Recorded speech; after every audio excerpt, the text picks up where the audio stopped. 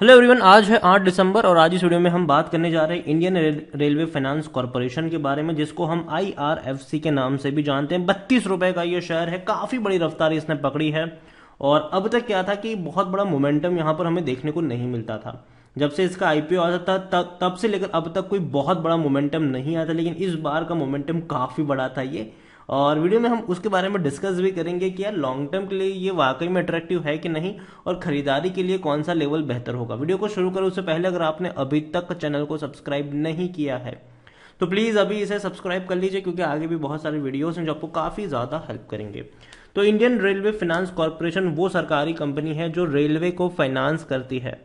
Railway के जो बड़े बड़े प्रोजेक्ट होते हैं उसको लेकर भैया पैसों की जरूरत होती है, और इंडियन रेलवे फाइनेंस कॉर्पोरेशन उस पैसे को फंड करती है और उस पर पैसा ये खुद भी तो कमाती है। लेकिन पिछले एक महीने में अगर आप देखोगे तो 30% का ग्रोथ है। 24 रुपए से बड़ी रफ्तार इसने पकड़ी, 35 रुपए से ऊपर निकला, लेकिन अभी क्या हुआ, गिरावट आई है। और ये देखो, मैं ये जो करेक्शन आ रहा है ये एक हेल्थी करेक्शन है और ये जरूरी था, क्योंकि बहुत कम वक्त में जब इतनी बड़ी तेजी आती है तो थोड़ा सा करेक्ट शेयर होता भी है।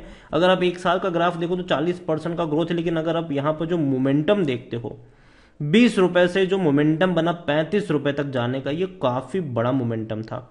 और अब थोड़ा सा करेक्शन एक्सपेक्टेड है, क्योंकि अगर आप इससे पहले भी देखोगे तो जब भी थोड़ी बहुत तेजी आई थी, करेक्शन आया था, लंबे समय के लिए ये करेक्शन रहा था, फिर तेजी आई थी, फिर लंबे समय के लिए करेक्शन रहा था, फिर एक बहुत बड़ी रफ्तार यहां पर दोबारा से भी देखने को मिली, फिर लंबे समय तक ये करेक्शन रहा, लेकिन अब दोबारा से बहुत बड़ी रफ्तार। ये पहली बार हुआ है IRFC के केस में कि इतनी बड़ी तेजी आई है। और अभी जो करेक्शन है, मैं मानता हूं कि थोड़ा सा और करेक्शन यहां पर आना चाहिए, 30 रुपए के नीचे ये शेयर जाना चाहिए। लेकिन लेकिन लेकिन लेकिन लेकिन खरीदारी करी है तो बेचने की सलाह मेरी कतई कतई कतई नहीं है यहां पर, बल्कि मैं मानता हूं कि ये वो शेयर है जो लॉन्ग टर्म के लिए पोर्टफोलियो में रखे रखे मतलब होना चाहिए। और अगर आप चैनल को रेगुलर फॉलो करते हो तो जब ये शेयर आपको 20 पे मिल रहा था, 21 पे मिल रहा था, 22 पे मिल रहा था, 25 के नीचे जब तक मिल रहा था, मैंने कहा था खरीदो खरीदो खरीदो और भूल जाओ इसको। क्योंकि देखो यहां पर क्या है कि ये वो कंपनी है जो आपको हर साल अच्छा डिविडेंड पे करती रहेगी और शेयर प्राइस में कभी गिरावट नहीं आएगी। कोई बहुत बड़ी गिरावट आप एक्सपेक्ट नहीं कर सकते हो यहां पर। लेकिन अगर सरकार ने रेलवे को लेकर कुछ अनाउंसमेंट कर दी तो एक बहुत बड़ी तेजी जरूर आप यहां पर एक्सपेक्ट कर सकते हो। और देखो अभी भी अगर हम देखें तो हमारी जो इंडियन रेलवे है वो अभी भी बाकी के जो विकसित देश है उसके मुकाबले काफी पीछे चल रही है। मतलब हमें और भी बहुत कुछ डेवलप करना बाकी है रेलवे वाले में। और ऐसे में आने वाले दौर में रेलवे के अंदर मुझे लगता है कि बहुत बड़े चेंजेस आपको देखने को मिल सकते हैं। खासकर ट्रांसपोर्टेशन अगर हम बात करें तो भैया रेलवे आज भी एक बहुत बड़ा ट्रांसपोर्टेशन मीडियम है हम सब के लिए। और यहां पर सरकार आज नहीं तो कल आने वाले दौर में और बड़े एक्सपांस करती नजर आएगी और बड़े खर्चे करती नजर आएगी। लार्ज कैप शेयर है, 43,000 करोड़ से भी ज्यादा का इसका मार्केट कैप है। वॉल्यूम्स देखे तो भैया बहुत हाई है, 3 करोड़ के आसपास के वॉल्यूम है, मतलब बहुत बड़ी क्वांटिटी में शेयर ट्रेड होते हमें नजर आए। और रेलवे अगर हम बात करें इंडियन रेलवे फाइनेंस कॉर्पोरेशन की, तो कंपनी के रेवेन्यू लगातार क्वार्टर ऑन क्वार्टर बढ़ रहे हैं, कंपनी के प्रॉफिट लगातार क्वार्टर ऑन क्वार्टर बढ़ रहे हैं। 5,800 करोड़ का इनका रेवेन्यू था और 1,715 करोड़ का मुनाफा, जो पिछले क्वार्टर में 1,600 करोड़ था, उससे पहले के पिछले साल के क्वार्टर में 1,500 करोड़ था इनका प्रॉफिट। मतलब प्रॉफिट जो है वो इनका क्वार्टर ऑन क्वार्टर बढ़ ही रहा है। रेवेन्यू भी इनका देखे तो क्वार्टर ऑन क्वार्टर वो बढ़ ही रहा है। तो ये एक अच्छा साइन है। यहां पर प्रमोटर के पास 86.36% की होल्डिंग है। प्रमोटर कौन है यहां पर? सरकार है, सरकारी कंपनी है, एक भी शेयर गिरवी नहीं है। और यहां पर आने वाले दौर में हो सकता है कि अगले साल प्रमोटर मतलब सरकार जो है वो अपनी होल्डिंग को 75% पर लेकर आए। मतलब कि जो सेबी का रूल है कि भाई 75% से ज्यादा की होल्डिंग कोई नहीं रख सकता है, तो 75% पर लेकर आना पड़ेगा इनको। और तब चाहे ये OFS लॉन्च करे या कुछ भी करे तो वहां पर मुझे लगता है कि दोबारा तेजी की आप उम्मीद भी कर सकते हो यहां पर। और एक भी शेयर गिरवी नहीं है यहां पर। अगर आप देखो तो FIs ने खरीदारी करी है, म्यूचुअल फंड्स ने भी खरीदारी करी है। 1.05% की होल्डिंग FIs के पास है, 2.17% की होल्डिंग म्यूचुअल फंड के पास है, 1.22% की होल्डिंग इंश्योरेंस कंपनी के पास भी है।